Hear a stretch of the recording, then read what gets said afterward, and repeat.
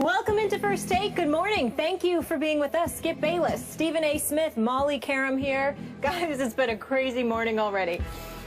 These are the kind of days I love doing this show with you. What's up, man?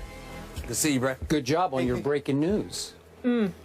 Me, Adam Schefter, all the football gurus. Okay. They are good gurus. Yes, they are. We got a lot of I'm breaking just a news. humble co-host. No, Yeah. Okay. we got a lot of breaking news today from last night as well. We're going to get into it. We blew up the rundown, so here we go. Let's get you guys caught up.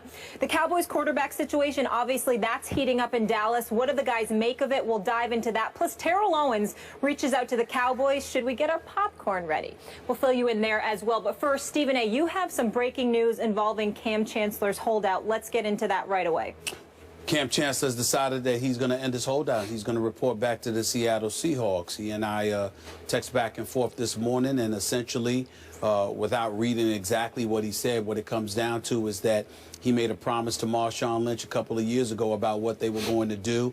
His goal is to get back and capture a Super Bowl that they feel they lost last year, that they think they deserve. And more importantly than anything else, it really hurt him to see his team out there losing games without him, knowing that he could have made a big difference. He talked about his teammates. He talked about what he owed to them.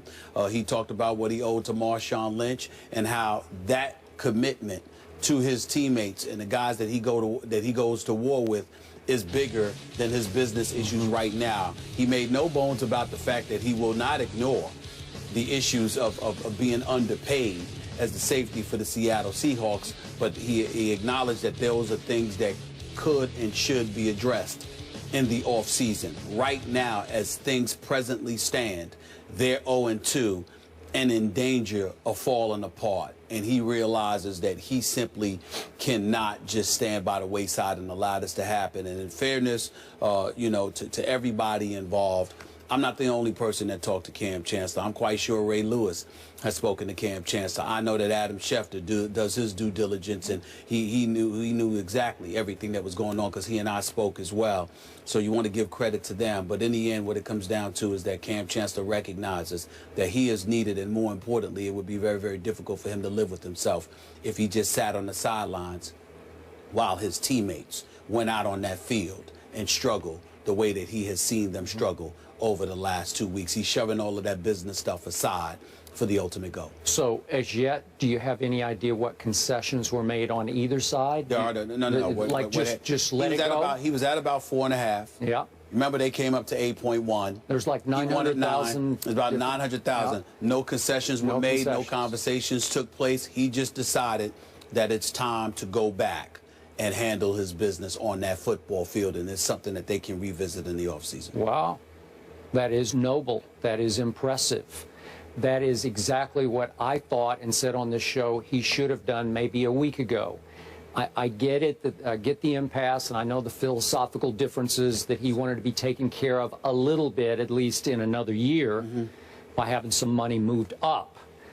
But if you love your football team, as I know he does, and you like your chances even at 0-2, you gotta. I know some people look at it as cave in. It's not that he's caving in. He's just coming back for the good of his brethren. That's what he's doing. The guys that he's gone to battle with. Well, I want to make sure that I'm very, very clear about something here. According to Kam, there were conversations with the Seattle Seahawks in the past, obviously. From what I heard from other people, not Kam, Kam had told folks that John Snyder, general manager for the Seattle Seahawks, essentially looked him dead in his face and told him, I'm not taking care of you this year, next year, or the year after. You're under contract. Now, obviously, when you talk about the NFL culture, how teams can go to a player, ask them to restructure their deals, waive them, cut them, take a pay cut, etc., Kam Chancellor was very, very offended by that. Now, I'm not here to cast aspersions on John Snyder. I don't know him. I know that he's considered very, very good at his job. Obviously, he's got a Super Bowl championship and 2 consecutive Super Bowl appearances on his resume. Used to work for the Green Bay Packers, used to work for the Washington Redskins, even though he's only 43, 44 years of age.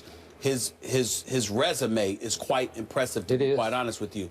So understanding that and knowing that I don't know him, nor have I ever spoken to this man, I want to be very, very clear. In no way am I trying to cast any aspersions on him. I'm just conveying the whole thought process that was given to me by Cam and others close to Cam about what Cam was feeling throughout this whole process.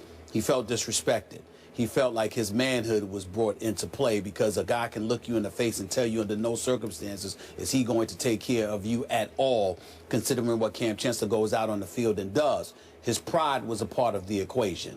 And so as a result of that, that's why he was so steadfast and resolute in his commitment to holding out. Yeah. I think the loss to Green Bay on Sunday night, how they looked in the fourth quarter after taking a 17-13 lead, how the defense appeared to have fallen apart, I think really, really hit home for him. And I don't know if he'll admit it or if any of those other guys will admit it. I don't even know if they'll acknowledge having talked to him. But I suspect, I don't know for sure, but I suspect that the great Ray Lewis had something to do with talking to him as well. And by the way, what did he say on your radio Ray Lewis show? came on my radio and said he deserves his money, he should get his money, Seattle should give him his money, etc. But I can't leave my troops out there while they're going to war without me. I can't leave them hanging like that. That's just not something that I could do. But that was before Ray Lewis realized that it was a man thing, because you got to treat guys like men. Ray Lewis also alluded to that as well. You've got to treat brothers like men. You can't sit up there, look them in their face, and tell them under no circumstances are you going to take care of them. After you took care of Richard Sherman, after you took care of Marshawn Lynch, after you took care of Russell Wilson and a couple of other guys, you can't then turn around and say to the quarterback and the heart and the soul of your defense, who is Kam Chancellor, that we are not going to do anything for you, and expect him to just accept that so easily. That is not something that he was going to do. He was resolute in his commitment to hold out. I believe that his mind changed. And we spoke an hour ago. I got the impression that that loss on Sunday night to Green Bay, the manner in which they lost, resonated with him in such a fashion that he finally came to the conclusion, the hell with Snyder, Carroll, and everybody else in the front office. I'll deal with that in the offseason. I can't leave my boys hanging like this, and that's why he's gone back. I personally thought he would come to that conclusion after what happened in Week 1 at St. Louis when they gave up 34 in overtime to Nick Foles. Well, you got to remember, that was stunning. You got to remember it's the preseason. You're not getting a lot of action in the preseason because you want to make sure you're healthy for the regular season, and sometimes a little rust, absence of activity, really getting your bearings under you can play a role in how you look in Week 1. A lot of NFL players assume that they're not going to be near their best in Week 1 because that's when you're really getting hit for the first time. You're really out there going after it, in a regular season game. But Sunday night against Aaron Rodgers in Green Bay. Although that was somewhat predictable, somewhat. It is the bad man that is Aaron Rodgers, right? It's predictable, but then again, it isn't from the perspective of you have it locked in. It's one thing if you just play a bad game and you might still hold out. But when you play well for 3 quarters and then you fall apart when it counts most, that speaks to an absence of leadership more than anything else at any other time. Yeah. And I think that that's what resonated with him. So despite the fact that all of his notable brothers on that football team have been taken care of, let's reiterate the fact that he didn't have just 1 year left on his deal or 2 years left. He had 3 full years left, and they were willing just to move up some money from the 3rd year into the 2nd year. I believe that's he wasn't asking. His position all along is that he wasn't asking for quote unquote more money. He wanted some of the money that was designated for him in 2017 to be moved up to 2016. Correct. So he could be secure. Okay. So going forward, this is your Super Bowl pick. Do you think this will immediately change the culture and life in Seattle? Yes. Okay. Yes, so I you do. think they'll get right back on track? I think they'll get right back on track. I think with Kam Chancellor on that field, particularly the kind of mission that he's on, he feels that he's undervalued, not just monetarily, but because of the manner in which he was spoken to by John Snyder, supposedly. He didn't tell me that. A couple of his teammates told me that. But in the end, when you have that kind of feeling, if you thought Kam Chancellor was violent before on the football field, I think you're going to see a little something extra. But also the thing that I think you have to watch out for, not everybody inside that locker room was openly supportive of him and his position. And if there is a danger in all of this, is that he'll remember that too. Yep. He knows that there were a lot of guys, especially Marshawn Lynch, because that is a name he mentioned specifically to come back for. Marshawn Lynch. I mean, he said coming back for Marshawn Lynch. How Marshawn Lynch and I made promises to one another a couple of years ago. I can't leave my dog hanging like that. That's a quote from him. I respect that. So when you look at it from that perspective, clearly somebody like Marshawn Lynch, I would say of all the players in the locker room, that's the biggest reason he's coming back. There are others who have supported him, but there are others who are either tepid in their support or non-existent in their support at all.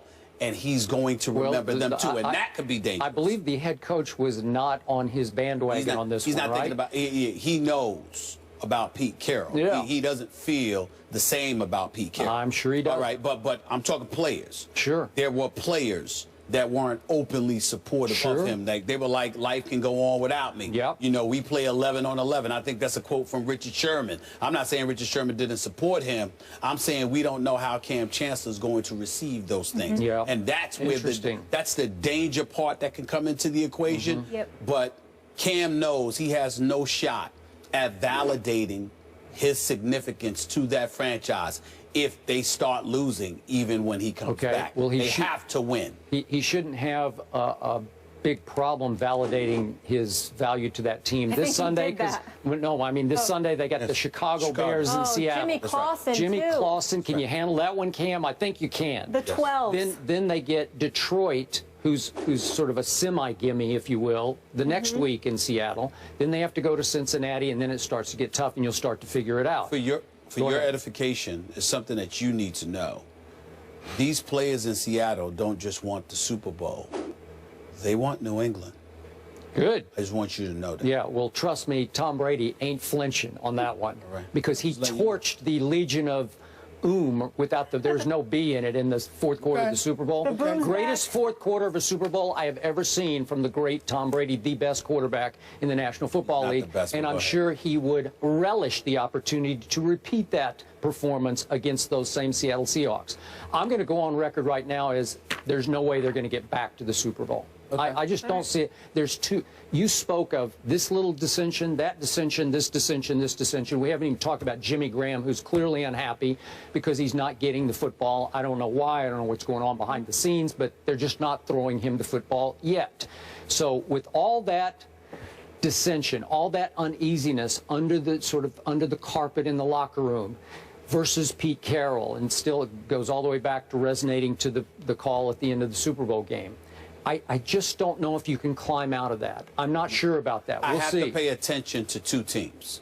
One of them is not the Cowboys. I'm paying no attention to the Cowboys. I would tell you that the Green Bay Packers, I would have paid attention to them if Jordy Nelson had been healthy, because I think that they would have had the best record in football. I think their home field advantage would have been in their pocket, and the road to the Super Bowl would have had to come through Lambeau Field, which I think would have been tough for anybody. Merrill Hodge came on my radio show yesterday on Sirius XM, and he said Arizona is a team to watch out for. You got to remember that Carson Palmer, they're 14-2 in his last 16 starts. Carson Palmer, that is, under the stewardship of Bruce Arians, who can really coach his butt off. And they have no fear of Seattle. But I'm still sticking with Seattle. I predicted that Seattle was going to go back, not just go back to the Super Bowl, but win it all. And the only way I will modify my pick in any way is if the Pittsburgh Steelers manage to get to the Super Bowl against them. Then I will think about it, and I reserve the right to revisit that conversation.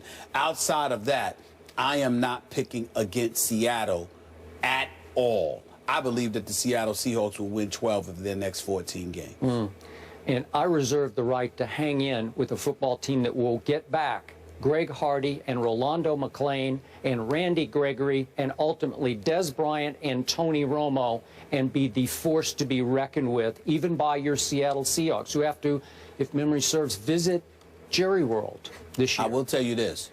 If Russell Wilson runs the ball more the way he ran on Sunday when he was chalking up 78 yards over those first three plus quarters, I'm here to tell you right now, ain't nobody beating Seattle. Ain't nobody beating Not Seattle. in the NFC. Really? All right. NFC. Stephen A. has them going to the Super Bowl. Wow. Skip, not so much. We'll revisit your Teetering Cowboys a little later in the psychologically. show. But I'm happy for that entire fan base, the 12s, and for the Seahawks to get Kam Chancellor back.